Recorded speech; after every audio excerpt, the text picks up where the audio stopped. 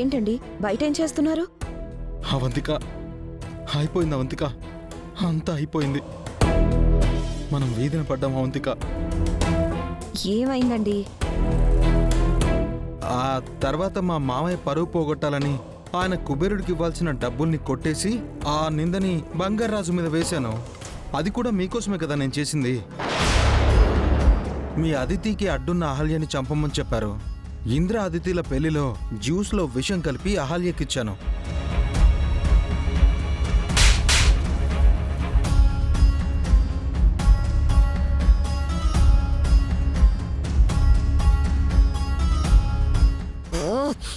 అంత తెలివి లేకుండా యామినితో ఎలా మాట్లాడారండి? ముందు వెనక చూసుకోవాలి కదా. నువ్వు అక్కడ ఫోన్ పెట్టి వెళ్ళావని నాకేం తెలుసు?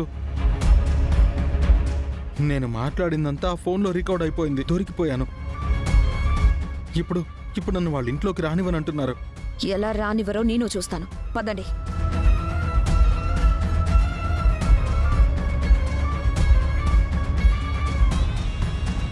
ఆగవంతిక,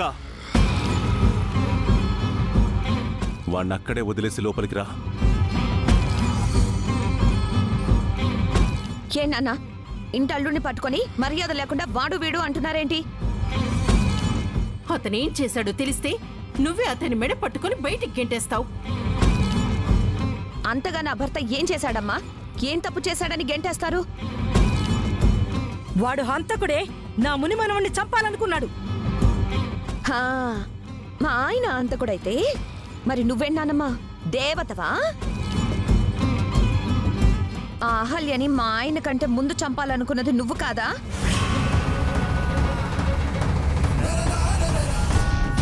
అసలు మొదలు పెట్టిందే నువ్వు కదా, మళ్ళీ మమ్మల్ని అంటున్నావు? వాడు యామినితో కలిసి నన్ను జైలుకు పంపించాలనుకున్నాడు. మన పరువు గౌరవం మంటగలిపేలా చేశాడు. ఆఖరికి కుబేరుడి కోసం మీ నాన్న డబ్బు తీసుకొస్తే ఆ డబ్బు కొట్టేసి ఆ నింద బంగారాజు పైన వేశాడు. ఇవేవీ తెలియకుండా నువ్వు నాకంతా తెలుసమ్మా, నాకంతా తెలుసమ్మా, నాకంతా తెలుసమ్మా.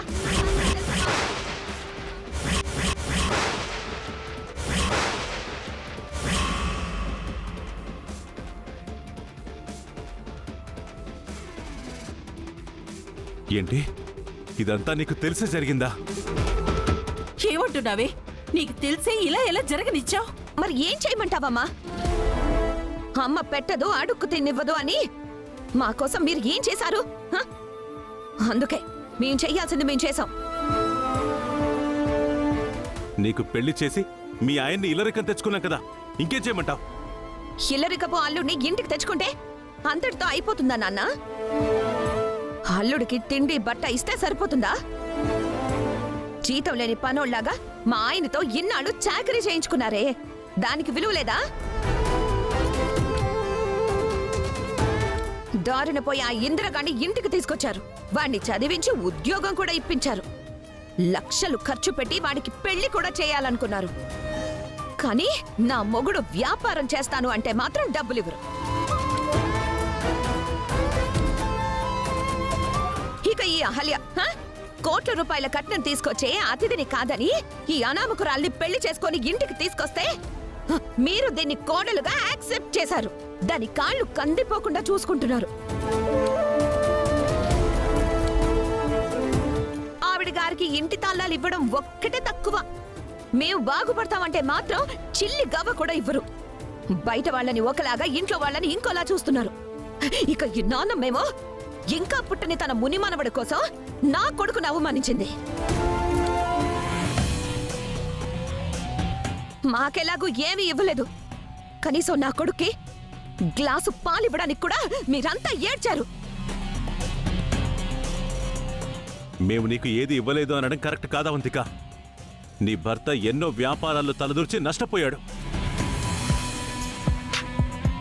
వాటన్నిటికీ మేమే డబ్బులిచ్చి ఆదుకున్నాం. ఆ సంగతి మర్చిపోకు. వ్యాపారంలో లాభాలు మాత్రమే రావు నాన్న, నష్టాలు కూడా వస్తాయి. అది మీకు తెలీదా? నష్టాలు వచ్చాయని డబ్బుల కోసం మీ నాన్ననే జైలుకు పంపించాలనుకుంటాడా? తోబుట్టు లాంటి అహల్యను చంపాలనుకుంటాడా? డబ్బులు కావాలంటే అడగాలి కాని మనుషుని చంపడమేంటి? మనిషి అన్నవాడు ఎవడైనా ఇలా చేస్తాడా? నీకు తెలియకుండా ఇదంతా జరిగిందనుకున్నాను, కానీ ఈ పాపంలో నువ్వు కూడా పాలు పంచుకున్నావంటే వాడితో పాటు నీకు కూడా ఇంట్లో స్థానం లేదు. పెద్దమ్మయ్యని ప్రేమతో పెంచుకొని పెళ్లి చేసి ఇల్లరికం తెచ్చుకుంటే మాకు బాగా బుద్ధి చెప్పావు. హే, వాడితో పాటు నువ్వు కూడా బయటికి పోవే. పొట్టి చేతులతో కట్టుబట్టలతో వెళ్ళమంటే ఎలా వెళ్తాం నాన్నా? మాకు ఆస్తి ఇస్తామన్నారు కదా, అదిస్తే సంతోషంగా వెళ్ళిపోతాం. ఇంత చేసి సిగ్గు లేకుండా ఇంకా ఆస్తి అడుగుతున్నావా? కన్న కూతుర్ని ఇంటి అల్లుడిని గెంటేయడానికి మీకు లేని సిగ్గు ఆస్తి అడగడానికి మాకెందుకు? మాకివ్వాల్సింది మాకిస్తే మేము వెళ్ళిపోతాం. మీకిప్పటికే చాలా ఇచ్చాం, ఒక్క రూపాయి కూడా ఇచ్చేది లేదు. పోండి ఇక్కడి నుంచి. ఆ మాట మీరు కాదు నాన్న, తమ్ముడు చెప్పాలి. వాడు ఈ ఆస్తి మొత్తం మాదే అన్నాడు. వాణ్ణొచ్చి చెప్పమనండి, వెళ్ళిపోతాం. అప్పటిదాకా ఇక్కడే ఉంటాం. రండి.